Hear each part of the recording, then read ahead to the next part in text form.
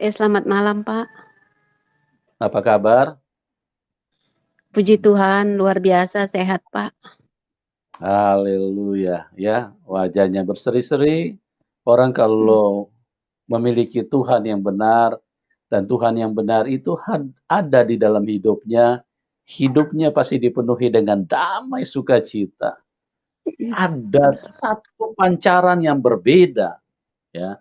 Bukan karena dicuci dengan air, tapi karena air hidup itu mengalir dari dalam hatinya sehingga ada sukacita yang luar biasa. Ada cahaya kemuliaan Tuhan yang memancar dari dalam kehidupan orang-orang yang berjumpa dengan Tuhan yang benar. Oleh sebab itu, kita akan dengarkan kesaksian dari beliau. Terima kasih Ibu Elida, Anda sudah hadir dan mau berbagi dengan kami. Anda bisa ceritakan dulu dari mulai latar belakang di Kristen dulu seperti apa dan kenapa Anda bisa meninggalkan Tuhan Yesus? Dan bagaimana Tuhan dengan sabar kemudian menjamah Anda dan membawa Anda balik sebagai seorang anak yang terhilang. Ya, waktu dan Iya, tempat Pak. saya serahkan kepada Ibu Elida. Silakan Ibu. Iya, Pak. Terima kasih, Pak. Shalom. Nama saya Elida. Saya berasal dari keluarga Kristen. Kami ada 5 bersaudara. Eh, di umur 7 tahun, eh, bapak saya sudah meninggal. Mama saya hidup sendiri. Kami ada 5 bersaudara. Saya anak paling tua. Eh, kalau untuk pendidikan TK, saya di TK Kristen. Eh, dulu nama TK itu Kalam Kudus. Saya TK Kalam Kudus, sekolah Kristen. SD saya negeri, SMP saya swasta. Namun SMA saya sekolah metodis, sekolah Kristen juga. Di waktu saya SMA, mungkin satu kesalahan ya, tapi seperti yang saya dengar dulu, itu semua sudah jalannya. Itu semua sudah kehendak Allah, bahwa di saat saya bertemu pria yang berbeda iman, keyakinan, saya pacaran. Sebenarnya ditentang sama keluarga, ditentang sama saudara, tapi ya namanya logika kalah dengan cinta ya, dengan hati. Saya lebih memilih menikah meski berbeda keyakinan. Saya rela meninggalkan agama saya Kristen, saya rela meninggalkan Tuhan Yesus. Saya akhirnya ikut agama suami. Waktu itu mama saya melarang keras sebenarnya sampai mengusir. Akhirnya saya, kalau bahasanya dulu, lari kawin ya, kawin lari. Terus itu cerita waktu itu ya, itu di tahun 1999. Saya waktu itu umur 19 tahun menikah. Pernikahan saya waktu itu, dia baik orangnya ya, sebenarnya dia baik. Keluarga mertua saya juga baik. Hanya saja dalam pernikahan saya waktu itu saya merasa kurang beruntung. Ketepatan suami saya narkoba. Kalau ditanya masalah apa yang saya pelajari waktu itu, pesan orang tua sebenarnya. Kalau kau memang rencana mau ikut dia, agamamu Islam, tapi pelajari agamamu itu, jangan gantung-gantung. Orang tua saya seperti itu. Memang dia marah, tapi ada penegasan di situ. Dia bilang seperti itu. Nah, saya belajar ini, agama Islam ini saya belajar meskipun tidak panduan suami ya. Saya belajar sendiri, saya panggil guru mengajari saya sholat. Ini saya tidak mengada-ngada, memang saya panggil. Kalau itu pun secara diam-diam ya, saya panggil artinya mungkin waktu itu karena terlalu muda, saya tidak mau terlihat bodoh. Kalau aku terlihat orang lain tahu, terus bacaanku itu yang kurang susah untuk kutangkap, tapi puji Tuhan, kalau dulu alhamdulillah semuanya baik-baik saja. Bahkan guru yang mengajari saya sholat, dia bilang, kakak lancar, kakak cepat nangkap, dia bilang seperti itu ya. Bahkan dari segi perkataan, dia bilang sudah fasih, udah hafal.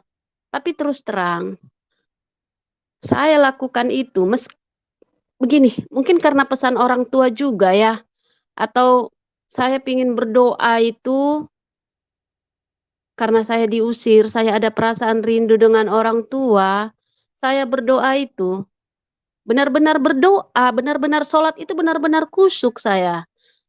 Kenapa? Saya ingin ada petunjuk, orang tua saya ini hatinya didinginkan, ada silaturahmi lagi antara saya sama keluarga secara waktu itu kan saya diusir. Ya, kembali. Alhamdulillah lagi ya. Mungkin karena waktu itu, menurut cerita, keadaanku, katanya, makin mengecil badannya, makin kayak kurang vitamin, mungkin kondisi lagi hamil. Yang sakit hati melihat saya waktu itu dalam keadaan tidak punya apa-apa ya orang tua saya sendiri. Ya, akhirnya dengan keterbatasan ekonomi, akhirnya orang tua saya panggil saya kembali. Dia terima suami saya, dia panggil saya kembali. Sampai anak saya lahir laki-laki di tahun yang sama, akhirnya saya dibantu biaya sama orang tua saya sendiri sampai anak saya lahir, sampai orang tua saya ngikut ini, hormat banget dengan apa yang seharusnya, nih semisal waktu itu ngasih nama orang tua saya, seperti cara saya, orang tua saya ikut, anak saya dipestakan, anak saya dikekahkan, luar biasa orang tua saya, ya. Sampai akhirnya orang tua saya kasih modal usaha. Saya usaha, dibangunkan rumah, dikasih usaha, suami akhirnya ada perubahan hidup kami ya waktu itu. Bisa dibilang sedikit udah lumayan mapan ya, atau udah mapan lah. Tapi suami 2012 mulai terlihat berbeda. Dia sudah mulai ketahuan, mungkin karena sudah ketahuan makai narkoba. Di situ hancur kali hati sebenarnya ya. Sudah aku yang perasaanku waktu itu ya. Sudah aku yang korban agama. Orang tuaku sudah mengalah. orang tuaku kasih modal. Arti orang tua kasih modal itu kan ada harapan sebenarnya sama dia. Bahwa aku harus mempertahankan rumah tanggaku. Bertahanlah. Kalau masalah ekonomi, mungkin orang tua bantu dongkrak, tapi bertahanlah. Tapi ternyata aku nggak sanggup ya. Tinggal dengan pecandu narkoba. Apalagi dia pemakai sabu. Pemakai sabu itu biayanya yang pasti ekonomi waktu itu jadi terasa goyang. Uang masuk tapi mau belanja kok susah ya. Seperti itu ya waktu itu ya. Terus di 2012 saya memutuskan bercerai. Meski kami sebenarnya pisah. Hanya karena dia terima logika yang aku bilang. Aku sudah berkorban terlalu banyak. Nah, di saat seperti ini aku harus berkorban lagi menerima pecandu. Masa aku yang harus berkorban terus? Terus kalau kau sayang memang sama aku, kasih dong pengorbananmu. Pengorbanannya apa? Akhirnya dia mau menceraikan saya. Kami cerai talak 3, keputusan pengadilan agama. Akhirnya saya kembali dengan orang tua. Ketepatan kondisi orang tua waktu itu dalam keadaan kesehatan kurang baik. Akhirnya saya bantu orang tua kembali. Meski tidak sering, sekali 2 kali ya, tolong dicatat. Ada keluarga besar saya, baik itu mama, adik-adik, saudara yang lain. Kak, nggak kembali aja ke agama yang lama. Kau kan nggak ada imamnya, nggak ada yang membimbing. Tapi saya tidak mau, saya tidak mau. Saya tetap merasa Islam itu indah ya, saya merasa damai, sopan. Waktu itu saya merasa seperti itu. Nah, di 2012 itu, 2 tahun saya hidup sendiri,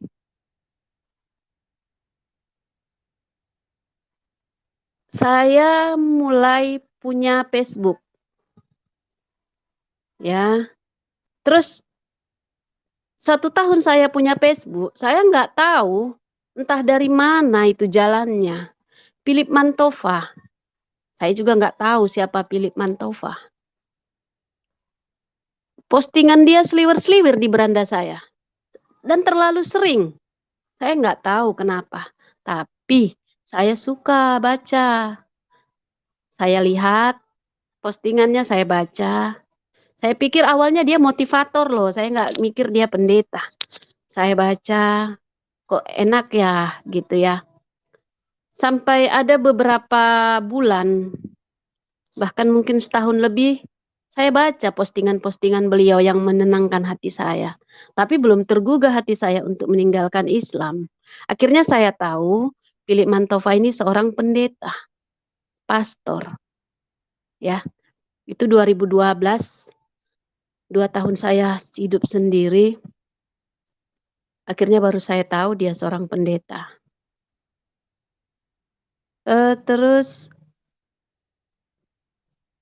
2 tahun hidup sendiri, terus saya bertemu dengan seorang pria. Dia punya anak 2, dan saya menikah.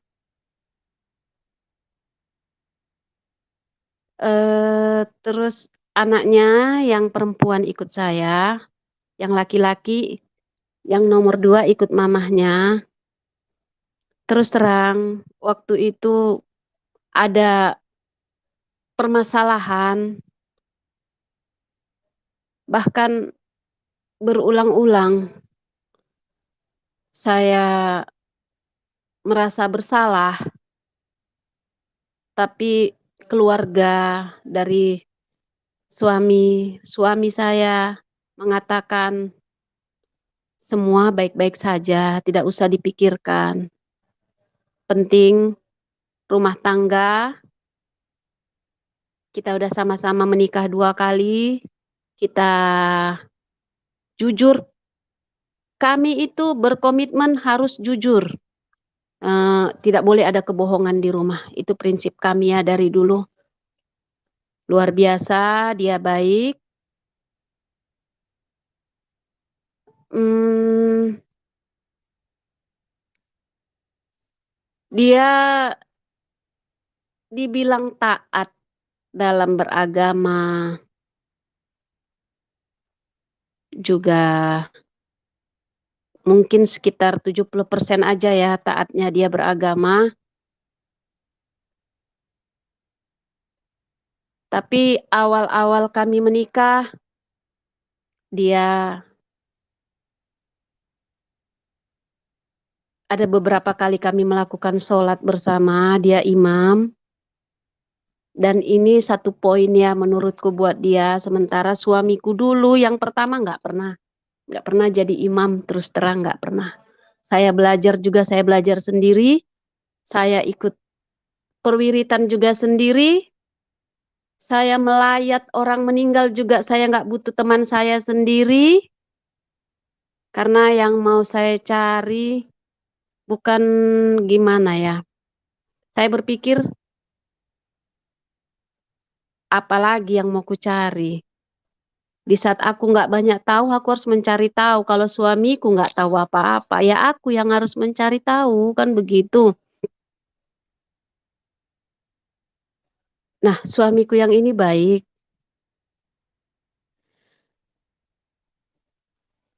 Dan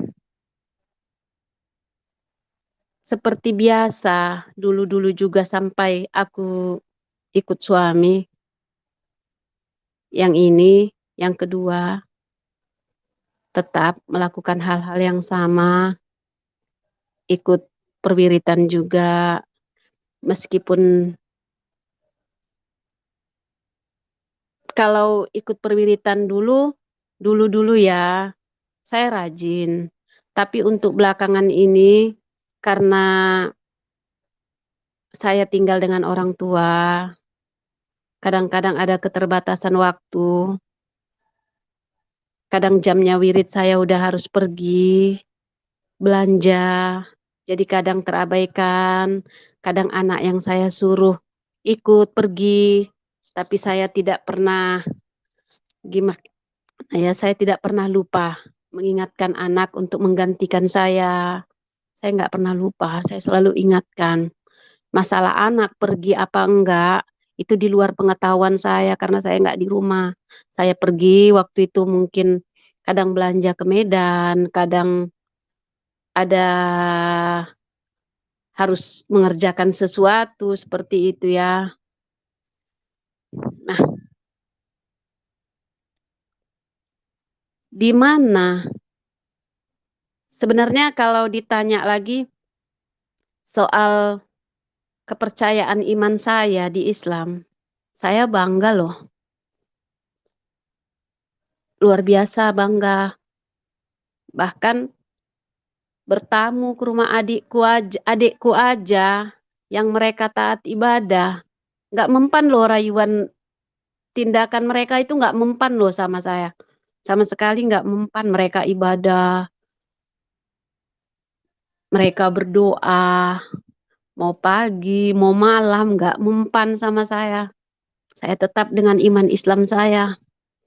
Saya bangga, kenapa? Waktu itu masih saling menghormati menurut saya orang lain ya. Bahkan keluarga saya juga sangat menghormati saya. Cukup mereka sekali 2 kali mengatakan ajakan waktu itu, selebihnya itu mereka tidak mau. Bahkan mereka lebih menghormati dalam hal apa, nih misal nih, kami ini kan serumah. Dalam hal makan, ada acara nih, mau makan enak. Dalam hal makan ayam, mau potong ayam, orang tua saya tidak mau motong sendiri. Dia suruh suami, kalau suami tidak ada, sekalian ayamnya dibawa. ke tempat tukang ayam biar tukang ayam yang potong. Karena mereka nggak mau, mereka takut dosa. Karena mereka tahu Islam tidak bisa memakan ayam yang dipotong gitu saja, itu tidak bisa. Jadi orang tua saya benar-benar menghormati, keluarga saya benar-benar menghormati ya. Jadi mulai goyangnya iman Islam saya itu waktu Ahok. Mungkin tidak masuk akal ya menurut orang, hanya seperti itu kok iman goyang, nggak masuk akal. Tapi ada poin-poin yang saya ambil. Ahok itu menurutku tidak salah, dan bukan hanya menurutku, ada beberapa pakar, beberapa ulama mengatakan tidak salah.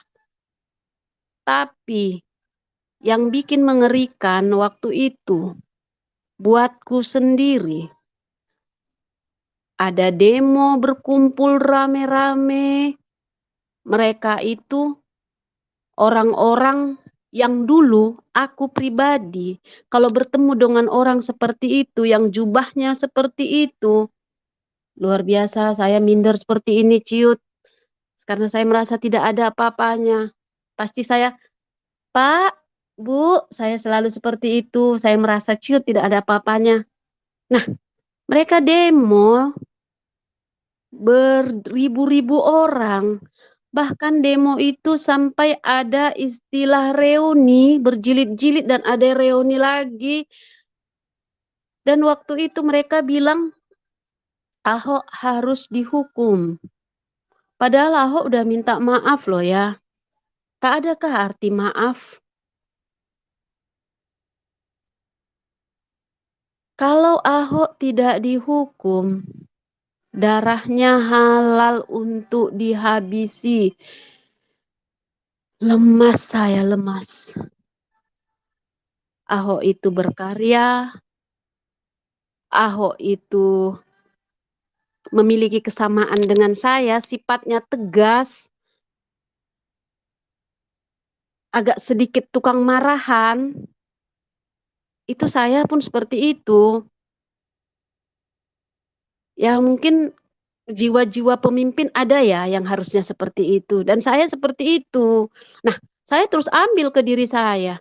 Kalau aku pun ada berbuat kesalahan, terus karena orang tidak suka dengan kekasaran-kekasaran saya yang lalu-lalu, terus saya minta maaf, terus dihukum, dan dikatakan, saya terus bawa ke diri, ya ampun, Ahok punya keluarga loh, Ahok punya anak loh, dia belum menista terlalu dalam loh, tapi kok segitunya ya, takut saya mendengar, takut, tapi iman saya di situ udah mulai goyang, terus terang.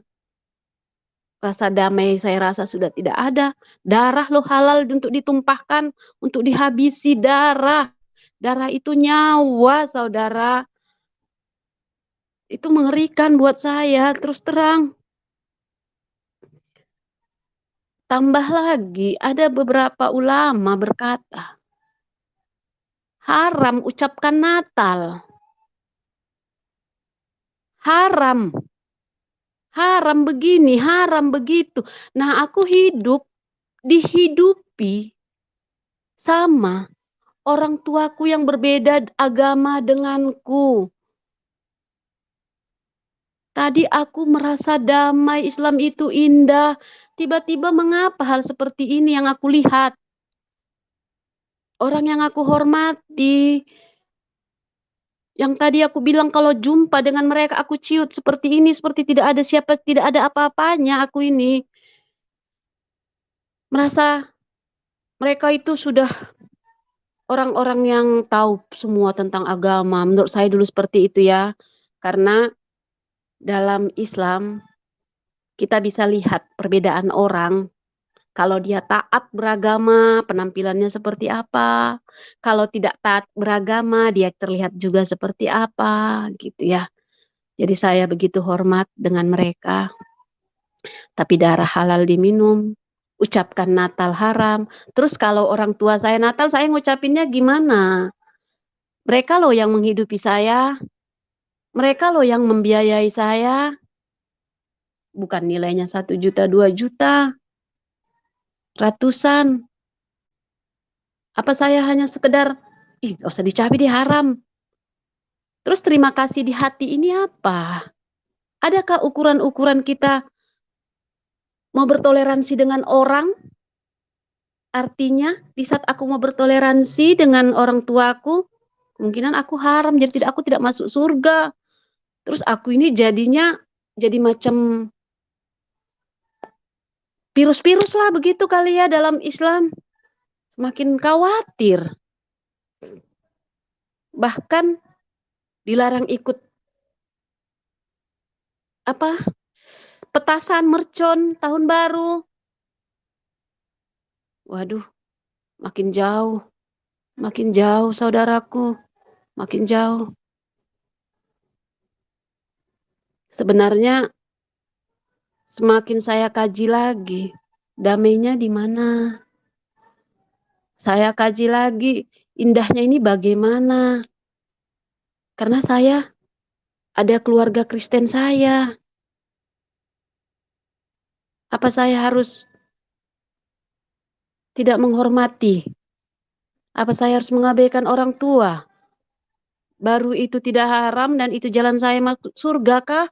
Saya terus bertanya seperti itu. Tadinya saya hanya merasa ya, saya sholat 5 waktu, saya bersedekah, saya tidak memikirkan penampilannya. Saya kadang-kadang waktu itu, kadang saya berjilbab, kadang saya tidak berjilbab. Kenapa? Seperti itu ya. Tadinya sih sebelum politik-politik banyak orang nggak berjilbab ya, sama-sama kita tahu. Tapi semenjak zaman pemilu Jokowi, karena ada ceramah-ceramah menutupi aurat, meskipun mengabaikan beberapa para pejuang kita yang memakai kebaya tidak diperhitungkan lagi, yang penting menutup aurat. Tapi saya tidak lihat seperti itu. Saya tidak penting penampilan luar, penampilan kulit. Yang penting sama saya hati. Hati. Nah, di situ iman saya goyang. Saya udah semacam gimana ya? Kalau aku sholat pun, ulamaku aja seperti itu. Mereka pelajarinya apa sih sebenarnya? Dalam hati saya seperti itu. Mereka pelajari apa sih sebenarnya ya? Sampai Ahok dihukum 2 tahun. Bayangin, saya mengabaikan sholat. Saya mengabaikan yang lain-lain. Ikut perwiritan juga saya udah mulai tidak ikut perwiritan. Sekali-sekali saya pergi, kadang tidak pergi lagi. Gak tahu entah seperti apa. Di saat ada masalah, saya baru kembali sholat lagi. Karena terpikir lagi ya. Mereka lah. Saya sholat gitu ya. Saya lakukan juga meminta, memohon. Seperti itu yang saya lakukan walaupun sudah tidak rutin lagi. Yang pasti iman saya udah goyang. Saya juga mengkaji-kaji. Sekarang mengkaji itu nggak mesti pakai buku. Dari handphone juga kita sudah banyak berita. Bahkan bukan hanya berita-berita dari dalam negeri. Dari luar negeri juga kita bisa tahu melalui handphone. Semua saya pelajari di situ. Semakin goyang iman saya. Tapi goyang pun iman saya, dia sekedar goyang. Tidak punya pilihan mau kembali ke agama orang tua. Tidak punya pilihan. saya masih tetap mencari. Nah, di samping goyangnya iman saya punya masalah. Saya hadapi masalah kedua kali. Dengan anak saya, kasus narkoba juga, umur 20 tahun. Anakku ya, yang paling besar, laki-laki, di umurnya 20 tahun, saya dapati dia juga pemakai narkoba. Bahkan sudah sampai menebus ke sana kemari, utang yang dia tinggalkan, dia pinjam sana sini, kereta dia gadaikan, ladang yang dibeli untuk dia pun dia gadaikan, luar biasa ya. Semakin hancur saya. Hancur. Mau nangis. Tapi kasus yang satu ini narkoba. Dulu udah kedua kali saya alami, dulu suami, sekarang juga seperti itu.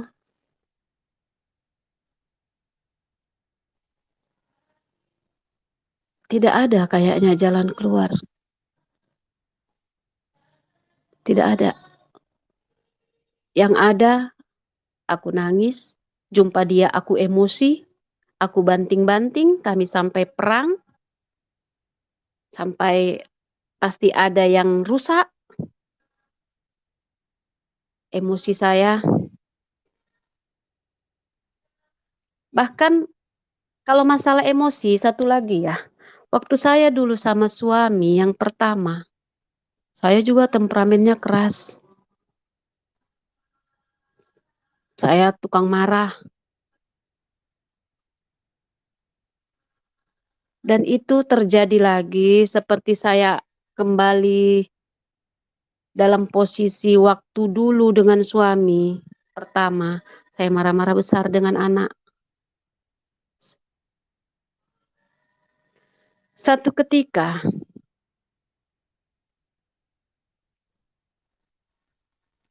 anak saya bilang,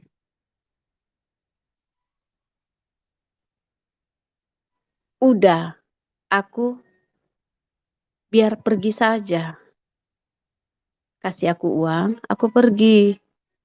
Tapi dia anakku satu-satunya, saudaraku, tidak mungkin saya biarkan dia pergi. Bisa bayangin ya, anak saya satu-satunya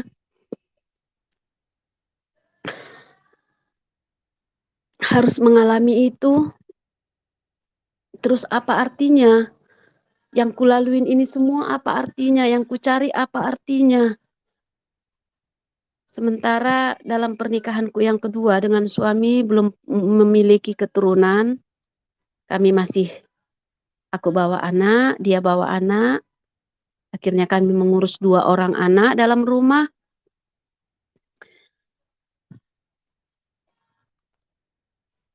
Tapi saya tetap sholat, saudaraku. Saya sholat. Saya nggak tahu mau meminta sama siapa. Tapi perbuatan anak saya, perlakuan anak saya tetap dengan hal-hal yang sama. Sampai akhirnya dia menjadi orang, kalau mereka bilang DPO ya, daftar pencarian orang, polisi. Saya nggak tahu dia terlibat mungkin sebagai pengedar. Waduh, hancur, semakin hancur. Tapi hati keibuan saya tetap mau berjuang. Pasti ada masanya dia akan merasa bersalah. Saya terus membela dia, berjuang untuk dia. Tiba-tiba ada rencana keluarga mau buka usaha yang baru. Di mana hari itu kami keluarga berpikir kami buka usaha, salah satu pengelolanya adalah saya sendiri.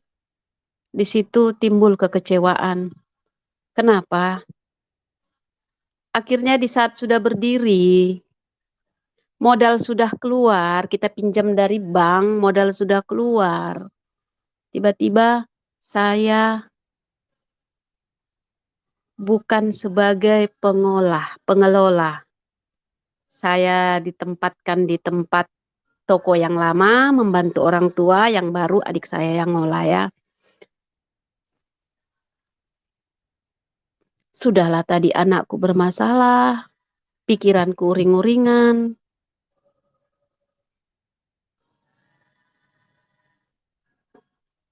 Keluargaku tidak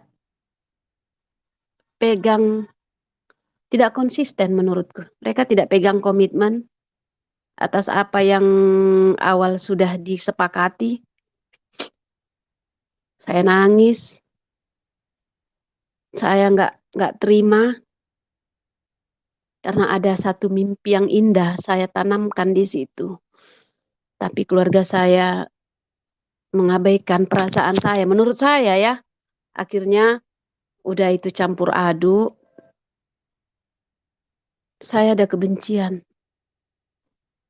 dengan keluarga saya. Saya lupa keluarga saya lah yang menjadikan saya seperti sekarang ini punya materi ya,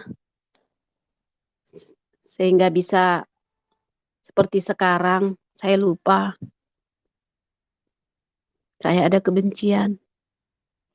Bahkan apapun yang mereka jelaskan saya tidak terima. Saya tidak mau terima. Menurut saya tidak konsisten, bukan seperti itu berkomitmen. Menurut saya seperti itu. Saya mengurung diri. Saya tidak mau ketemu siapa-siapa. Ditambah sebenarnya masalah itu dari anak saya sendiri. Kadang pulang, kadang pergi seminggu nggak pulang-pulang. Dicari kemana-mana nggak ketemu. Semakin hancur saya. Nggak tahu seperti apa. Nah, dalam kondisi seperti itu, Philip Mantova muncul lagi. Saya nggak tahu kenapa. Dia muncul lagi loh. Saya buka nih YouTube. Yang muncul Philip Mantova. Saya dengarkan. Ketepatan itu di tanggal 8 Agustus 2020. Temanya Bahagia Keluarga Kristen. Saya tertarik mendengarnya. Bahagia Keluarga Kristen. Saya tinggal loh dengan orang keluarga saya Kristen. Tapi saya tertarik dengan temanya Bahagia Keluarga Kristen itu seperti apa. Saya ada kebencian ya. Sebentar saya nangis. Terus membenci. Terus waktu Philip Mantova bawa itu, dia bilang apa? Temanya Bahagia Keluarga Kristen. Bagi Anda yang menyaksikan ini sendiri, anggap kami keluarga rohanimu, keluarga dalam Kristus. Menetes air mata saya. Aku nggak hidup sendiri ternyata. Anggap kami keluarga rohanimu, keluarga dalam Kristus. Bahkan dalam khotbah yang dia bawakan, dia bilang membenci itu sulit. Kenapa membenci sulit? Mengasihi itu lebih mudah. Hah? Aku membenci. Aku benci. Selalu benci. Tapi dia bilang membenci itu lebih sulit. Di keluarga Kristen, membenci itu lebih sulit. Terus aku kategori apa dong? Kok aku lebih gampang membenci? Aku lebih gampang dendam? Terus apa? Philip Mantova bilang, percayalah, mereka mengasihimu. Tuhan Yesus mengasihimu. Mereka mendoakanmu. Mereka mengampunimu, mereka mengasihimu. Saya menangis, saya menangis. Tapi karena saya paling tua, ada kesombongan, ada keangkuhan, saya tidak mau minta maaf. Sampai habis Philip Mantova, sampai dia berikan berkat. Saya nggak tahu seperti apa dia berikan berkat, penting dia bilang angkat tangan. Saya nggak tahu mau bagaimana, ya saya angkat tangan. Saya ikuti aja, saya angkat tangan. Padahal saya belum terima ya waktu itu ya. Saya angkat tangan, nggak tahu, saya angkat tangan aja. Terus saya cari informasi. Pastor Philip bilang shalom. Dia mau mengucapkan selamat tinggal. Salam, saya malah bilang salam. Saya seperti nggak tahu ya, seperti bahagianya luar biasa waktu itu karena saya menangis. Saya tidak mengada-ngada. Air mata saya jatuh. Di saat dia bilang, Tuhan Yesus mengasihimu. Seperti ada, saya nggak bisa mengatakannya seperti apa yang kurasakan ya. Saya cari informasi. Philip Mantova live tiap hari apa. Besok saya tunggu, dia tidak live. Cuman ada setengah jam dia kasih video, tapi saya mau yang live. Nah, rupanya Philip Mantova live hari Rabu dan Sabtu. Entah mengapa, di saat saya sendiri mengurung diri, saya merasa saya punya keluarga rohani. Di tanggal 12, Philip Mantova ibadahnya hidup tanpa penyesalan. Mereka menyanyi, saya nangis lagi. Tapi kali ini tangisan saya berbeda.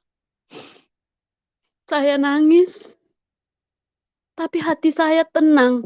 Saya nangis bukan nangis loh, air mata saya jatuh mengalir. Tapi hati saya tenang. Dan pegangan saya, hati saya tenang itu.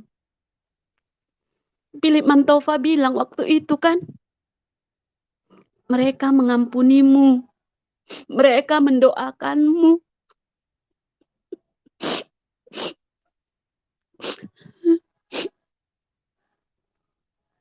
Dan kali ini temanya hidup tanpa penyesalan. Wah, luar biasa. Pelan-pelan dia bentuk saya, tapi saya masih sekedar mendengar. Nah, kalau bukan hari Rabu dan Sabtu, saya menangis. Menangis saya. Masih menangis, masih ada perasaan tidak terima. Menangis lagi, menangis lagi. Tapi yang herannya saudaraku, saudaraku yang terkasih dalam Kristus, ada 2 hari dalam 1 minggu yang paling luar biasa. Hari Sabtu, hari Rabu dan Sabtu. Kalau sudah pagi, Rabu pagi, saya buka mata. Di situ sukacita luar biasa, saya bahagia. Saya senang. Bahkan kalau udah sore, sekitar jam 6, saya sudah mandi. Padahal ini saya posisi masih ngurung diri ya. Saya belum terbuka dengan orang lain, dengan keluarga juga. Saya sudah mandi, sudah merapikan tempat saya mau tonton Philip Mantova. Karena saya pikir, ya, saya masih terbawa dengan suasana dulu.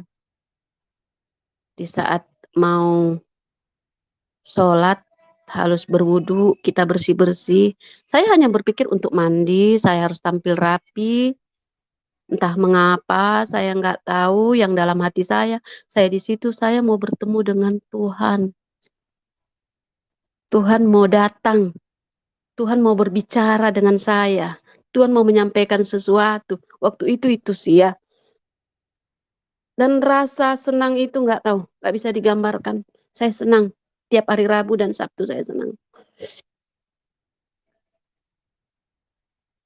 Saya udah mandi, sudah beres-beres, sudah bersihkan tempat untuk saya tonton. Bahkan Philip Mantova belum mulai, masih buku-buku ditampilkan di layar handphone saya. Saya nontonnya begini, melototi begini.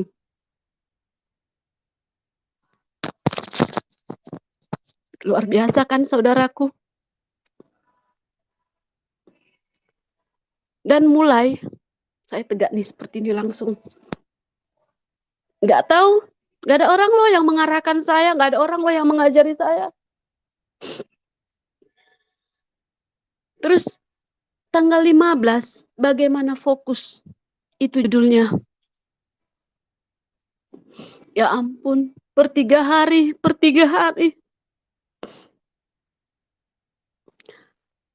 Saya waktu itu, ya, kenapa kepikiran tema-temanya itu bahagia keluarga Kristen, hidup tanpa penyesalan, bagaimana fokus, pilihan hidup yang membahagiakan, ya sudahlah, komitmen mengikuti Yesus. Saya penasaran, kok tema-temanya sesuai ya sama yang kubutuhkan ya? Kok Tuhan tahu ya? Tiba-tiba Philip Mantova bilang, kau tidak perlu bilang apa-apa. Dia tahu hatimu. Dia tahu hatimu. Dia tahu ketulusanmu. Dan aku ada pernah dengar, ketuklah maka akan kubuka, mintalah maka akan kuberi.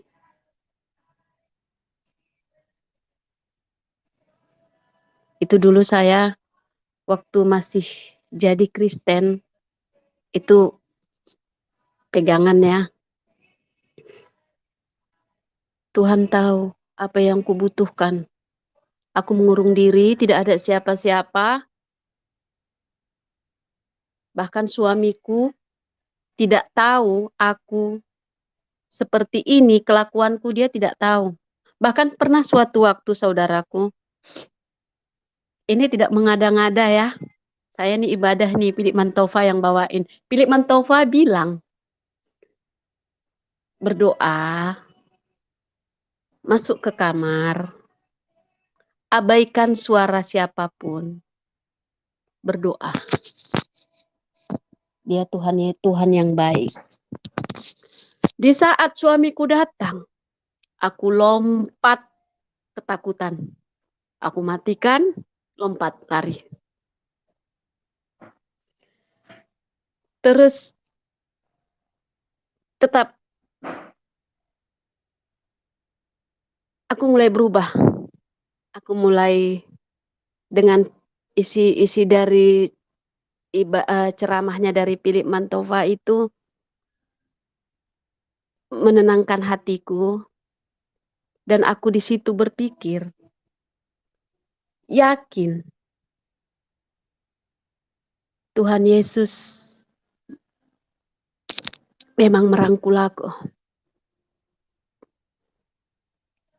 Bahkan apa yang kulakukan itu bikin aku heran loh ya.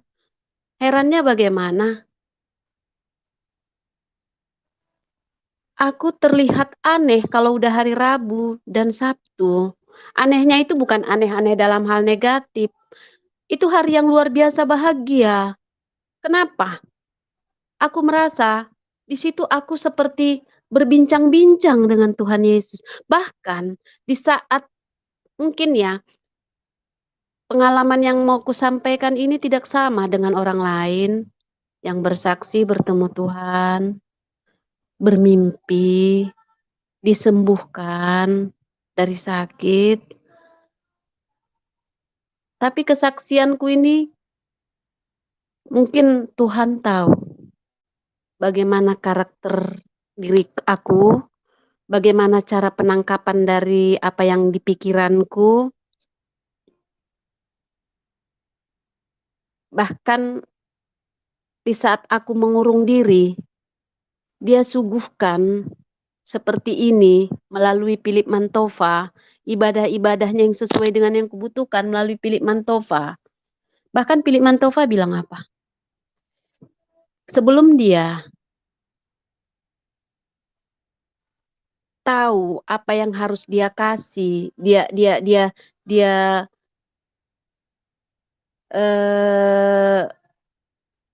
mau tampilkan untuk ibadahnya, dia pasti tanya Tuhan Yesus dulu, apa yang mau dia tampilkan. Dan aku percaya Tuhan Yesus yang baik sudah menyampaikan ke Philip Mantova, itulah yang disuguhkan untukmu. Sampai akhirnya di tanggal 12, temanya jalan sempit menuju glory. Tapi aku masih kebiasaan yang sama ya. Masih menunggu di tanggal Rabu dan Sabtu, kebahagiaan yang luar biasa, tidak ada yang lebih bahagia dari hari itu, saudaraku. Itu hari istimewa buatku sampai hari ini. Jalan sempit menuju glory. Akhirnya, di tanggal 12 September, aku memilih jalan sempit menuju glory. Dan di tanggal 15, di hari ulang tahunku yang ke 40, aku mengucapkan, Tuhan Yesus yang baik, aku menerimamu sebagai Tuhanku, aku menerimamu sebagai juru selamatku. Terima kasih ya Tuhan, terima kasih. Akhirnya aku memilih Tuhan Yesus sebagai Tuhanku.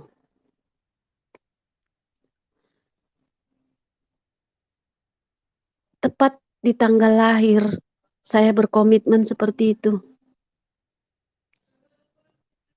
Jalan sempit menuju glory. Jalan lebar, api jiwamu. Jalan sempit, berglori.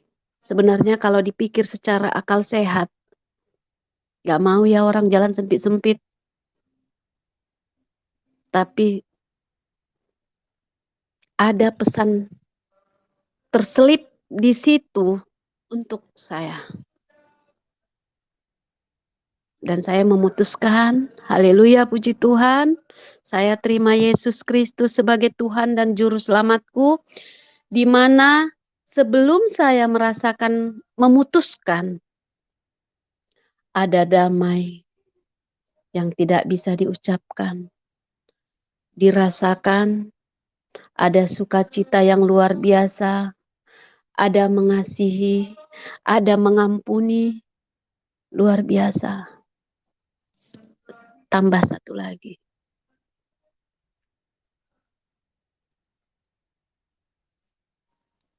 Ada pengontrol emosi. Saya tukang emosi. Semenjak saya kenal Tuhan Yesus, emosi saya itu bukan saya buat-buat. Luar biasa saudaraku. Saya mulai membuka diri dengan orang lain. Bahkan meski saya sering terus bersungut-sungut ya sesekali, mungkin karena masalah anak juga belum selesai ya. Dan ada pernah satu malam, jam 1 malam aku masih menunggu anakku pulang, dia belum pulang.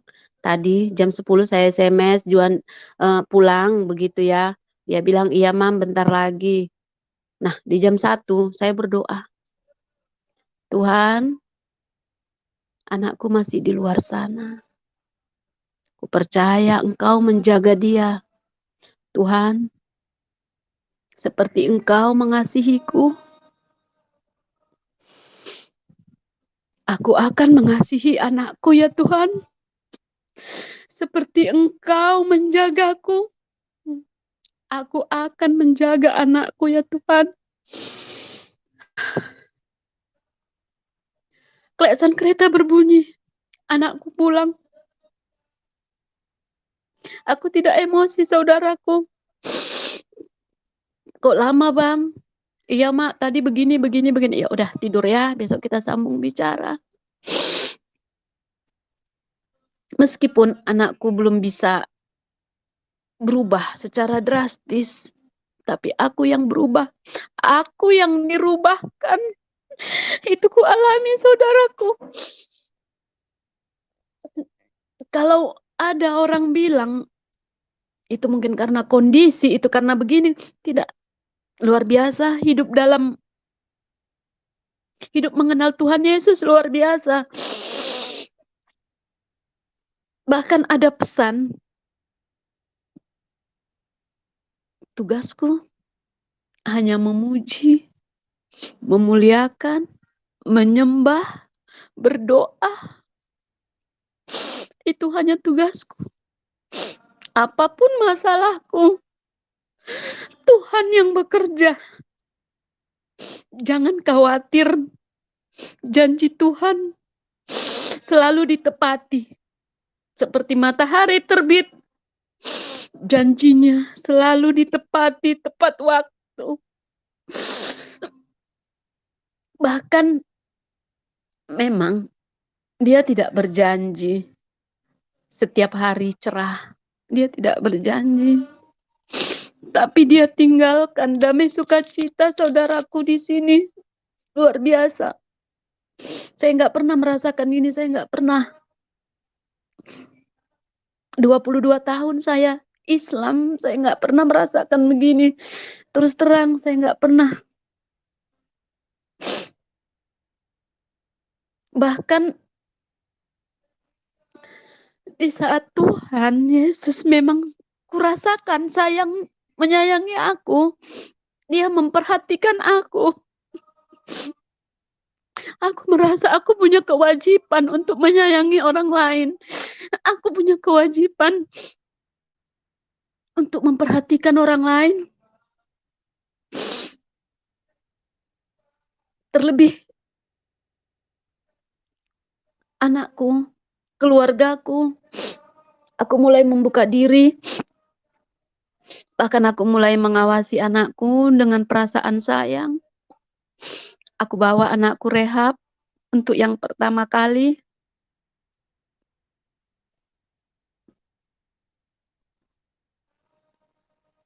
Dia pulih, tapi mengulang lagi. Dia kembali mengulah.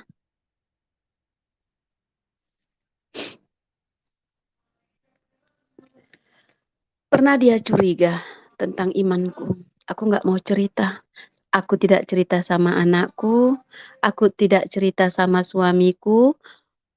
Mamaku dan keempat saudaraku tidak tahu bahwa aku sudah menerima Tuhan Yesus, bahwa aku sering bercerita dengan Tuhan. Aku sering begini ya, saudaraku. Mungkin aku waktu itu, maaf kalau salah, maaf ya. Tapi di saat Philip Mantova sudah selesai ibadah, saya begini dengan Tuhan bercerita. Tuhan, saya nggak tutup mata, saya ngomong aja. Tuhan, aku baru dengar Philip Mantova ibadah. Terima kasih. Tuhan, tapi ada beberapa masalahku belum selesai. Kalau benar, seperti Philip Mantova bilang, aku tidak perlu khawatir. Aku tidak akan khawatir. Aku akan lakukan, memuji memuliakanmu berdasarkan tuntunan Philip Mantova. Tapi bantu aku ya. Bagaimana caranya supaya anakku bisa kembali ke jalan yang lurus. Bantu aku ya. Aku selalu bilang begitu. Nah, mulai pertumbuhan iman dengan mengikuti Philip Mantova. Bahkan setelah saya menerima Tuhan Yesus, saya setiap jam 5 pagi, tidak tahu kenapa, tidak tahu ada apa, saya terbangun, mata terbangun, pegang handphone, saya ketemu dengan saat teduh, We Forgot, dari yang dibawakan oleh, kalau sekarang saya tahu, belakangan ini saya tahu bahwa ibu itu istri dari Pak Yusuf. Hampir 5 bulan loh saya ikuti saat teduh bersama ibu itu. Nggak tahu. Kalau dibilang lebih herannya lagi, saya ini nggak ngerti. Kenapa bisa bangun, saya ibadah sendiri. Siapa yang mimpin saya ibadah, saya nggak tahu. Yang pasti saya mau bangun. Terus saya nyanyi. Bahkan mengulang, seandainya ini saya ketiduran nih ya. Saya nggak suka mengulang. Saya suka pas live-nya itu, saya suka itu. Karena di situ ada pemberkatan menurut saya ya. Saya pasti bangun. Kami ibadah bersama. Dan itu dipimpin oleh istri Pak Yusuf, dan sekarang saya baru tahu, hampir 5 bulan saya kerjakan. Dan kalau sore saya Philip Mantova tetap harus saya ikuti. Bahkan saudaraku yang berubah dari saya harus dengar lagu gereja. Saya nggak bisa nggak dengar lagu gereja. Terasa kosong. Dan di saat saya dengar lagu gereja, saya tahu harus melakukan apa. Saya bisa bekerja apa. Bahkan hati riang. Ada tenang. Hebatnya lagi, memuji, memuliakan Tuhan tidak punya batasan waktu. Sambil masak pun saya bisa nyanyi. Sambil cuci piring pun saya bisa nyanyi.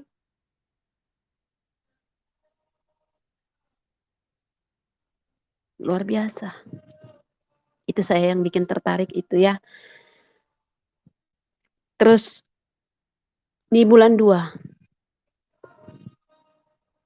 akhirnya, oh belum, terakhir saya akhirnya jujur sama suami, karena hati saya tidak terima menutupin ini terlalu lama. Hati saya tidak terima, karena menurut iman Kristen, tidak boleh berbohong. Tidak boleh menutupi apapun yang akan merusak hubungan. Saya akhirnya jujur dengan suami bahwa saya sudah menerima Tuhan Yesus, saya sudah pindah keyakinan, iman saya sekarang iman Kristen. Dia marah, dia kecewa, tapi seiring berlalunya waktu, dia tidak bisa lagi mengelakkan itu dari saya, karena ternyata subuh saya sudah ibadah, jam 7 saya ibadah, setengah 6 saya ibadah. Terus handsfree selalu melekat di sini dengar lagu gereja, nyuci pasang lagu gereja. Bahkan pernah dia bilang waktu itu, tolong ya, kalau kamu mau dengar lagu gereja, jangan aku dengar. Kamu pakai handsfree, Bunda pakai handsfree, dia bilang gitu sama saya. Awalnya saya pakai handsfree. Lama-lama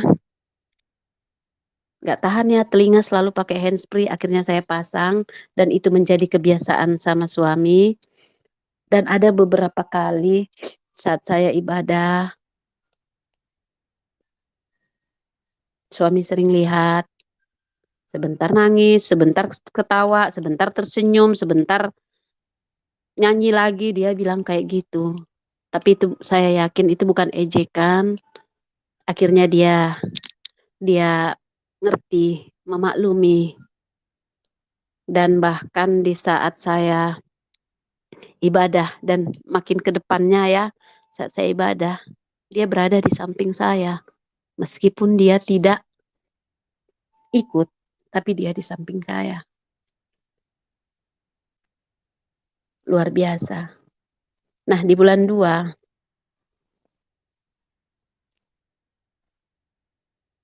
adik yang di bawahku dan keluargaku akhirnya tahu ya, aku itu sudah menerima Tuhan Yesus. Mereka bilang puji Tuhan. Mereka luar biasa bahagia. Termasuk adikku yang nomor 2 sampai meneteskan air mata. Tak henti-henti dia bilang puji Tuhan.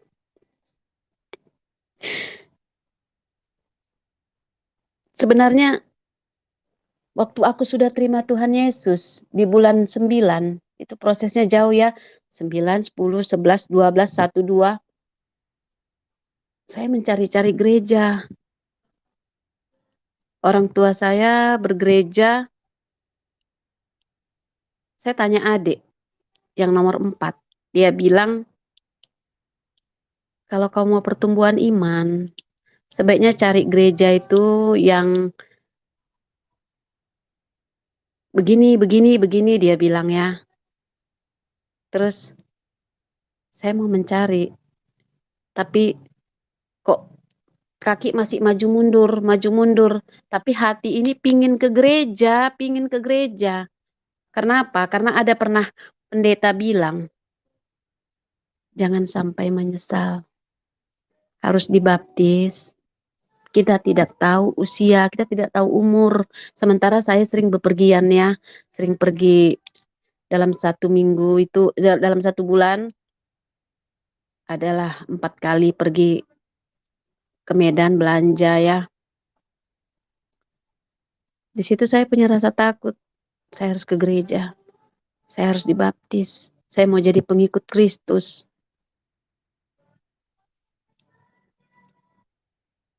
Akhirnya di saat adikku tahu aku sudah terima Tuhan Yesus,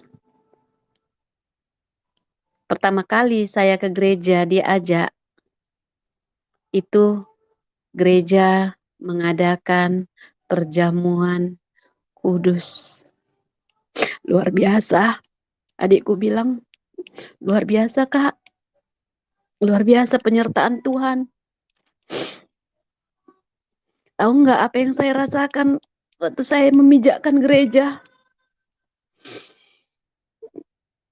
Saya bicara sama Tuhan. Saya berkata-kata lagi, Tuhan, aku sampai di rumah-Mu. Terima kasih Tuhan. Kau masih menyertai aku. Kau selamatkan aku. Kau masih mencatat namaku. Itu yang ku pikirkan. Dan minggu berikutnya, begitu cepat prosesnya saudaraku.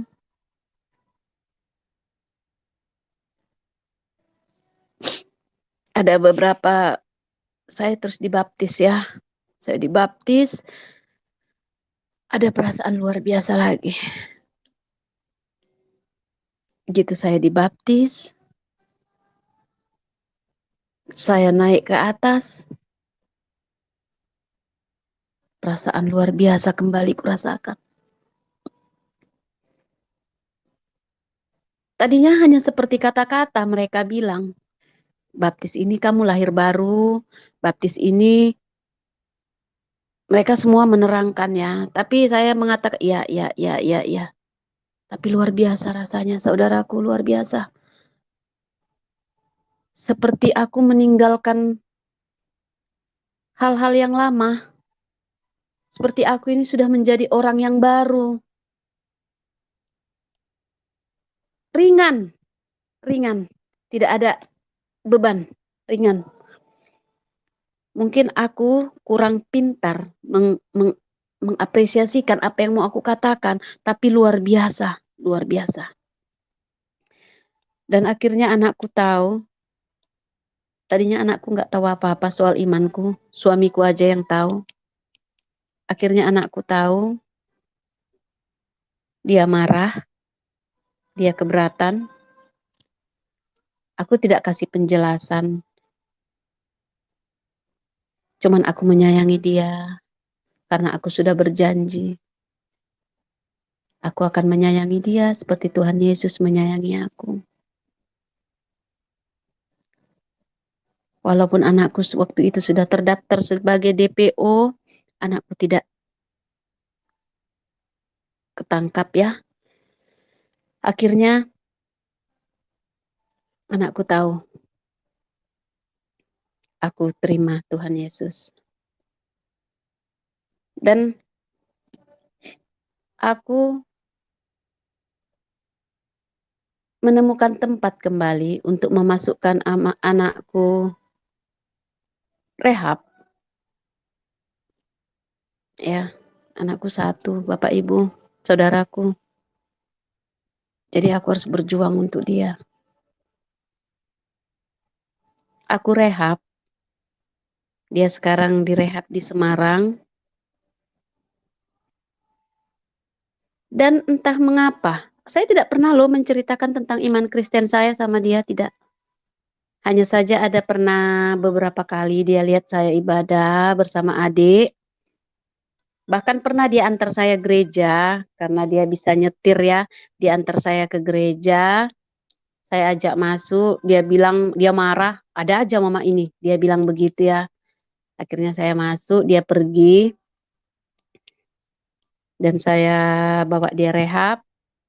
Puji Tuhan, di bulan April semalam 2021 bulan April saya dapat kabar bahwa Juandi anak saya menerima Tuhan Yesus sebagai Tuhan dan Juru Selamat dan dia minta dibaptis. Haleluya, puji Tuhan. Janji Tuhan ditepati, saudaraku.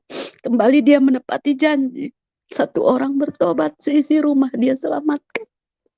Haleluya, puji Tuhan.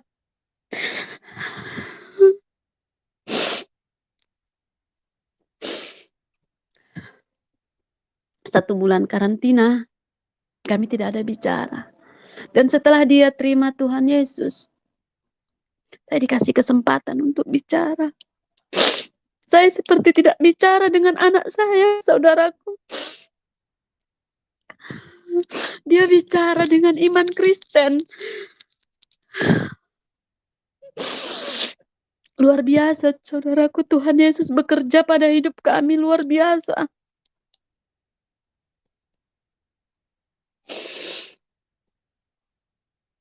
Bahkan pernah satu waktu, saya lebih memilih, pernah satu waktu ya, memilih memprioritaskan pekerjaan dibanding saya harus ibadah gereja. Itu hari Minggu.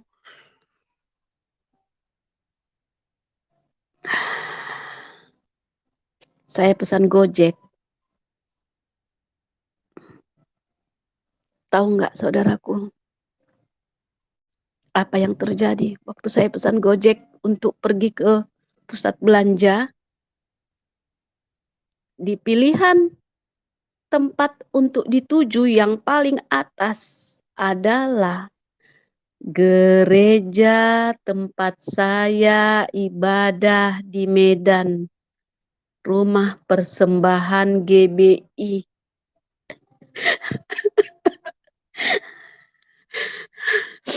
Tuhan memantau saya, saudaraku, dari handphone. Bahkan di saat saya melalaikan untuk pergi ke gereja, tempat tujuan yang paling atas, GBI. Tuhan perhatikan saya. Dia tidak mau saya sampai melupakan kewajiban saya. Saya menangis. Tapi karena pekerjaan, saya mengabaikan itu. Kembali, Philip Mantova ibadah. Kalau tidak salah, ibadahnya itu mengenai kesetiaan. Saya tertampar lagi. Di situ saya tidak mau lagi. Saya harus mengikuti hati. Sampai sekarang, di saat kecewa pun hatiku dengan seseorang, kayak kemarin saya kecewa dengan seseorang, tetap ibadah Philip Mantova. Saudaraku bisa melihat ya untuk ibadah di bulan 5, cari temanya, jangan kecewa. Luar biasa saudaraku. Sampai sekarang aku percaya Tuhan masih menyertaiku. Tuhan menjagaku. Haleluya, puji Tuhan, luar biasa penyertaannya pada hidupku. Ya, Pak Yusuf. Halo. Halo. Ya, halo. Ya, halo Pak. Ya. Gimana, Ibu? Masih mau dilanjutkan apa sudah selesai? Sudah selesai, Pak. Baik. Puji Tuhan ya. Terima kasih untuk kesaksiannya yang luar biasa. Bagaimana Tuhan Yesus itu Tuhan yang benar, Tuhan yang hidup, Tuhan yang berkuasa, Tuhan yang nyata, Tuhan yang terus bergerak di dalam kehidupan manusia. Karena memang manusia diciptakan oleh Tuhan Yesus. Ya. Dan dia bukan Tuhan huruf-huruf. Kalau Tuhan huruf-huruf itu adalah sesuatu benda mati yang hanya dibukukan dalam sebuah buku. Tapi Tuhan Yesus adalah Tuhan yang benar-benar dialami, dirasakan. Ya. Itulah Tuhan yang benar.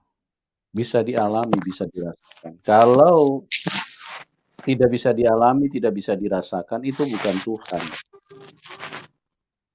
Seperti yang saya sering katakan, bagaimana kita katakan dia Tuhan yang baik, pengasih dan penyayang. Kalau manusia tidak bisa merasakan kasihnya, tidak bisa merasakan penyertaannya, kasih sayangnya, itu kan berarti kita sedang mengarang cerita. Kita sedang berdongeng untuk menyampaikan bahwa Tuhan itu pengasih dan penyayang. Tetapi kalau Tuhan Yesus itu cerita fakta, real, dan tidak ada yang bisa membantah kalau dia itu adalah Tuhan. Ya, Ibu Elida merasakan sendiri pada waktu Tuhan Yesus menjamah dia. Ya. Jadi teman-teman, Anda yang selama ini belum mengalami Tuhan, ya. Tuhan Yesus adalah Tuhan yang benar. Buka hatimu. Bertanya siapa Tuhan yang sesungguhnya. Jangan sampai Anda salah beriman, ternyata bukan Tuhan yang Anda imani, tetapi hanya cerita, dongeng yang dimunculkan oleh orang-orang yang ditunggangi oleh kuasa kegelapan. Ini yang perlu teman-teman perhatikan baik-baik. Ya. Kita bersyukur pada malam hari ini, saya percaya ada banyak orang yang dikuatkan, ada banyak orang yang diberkati, ada banyak orang yang mengalami hal yang sama. Jadi apa yang disampaikan oleh Ibu Elida itu adalah sebuah kenyataan realita Tuhan yang benar.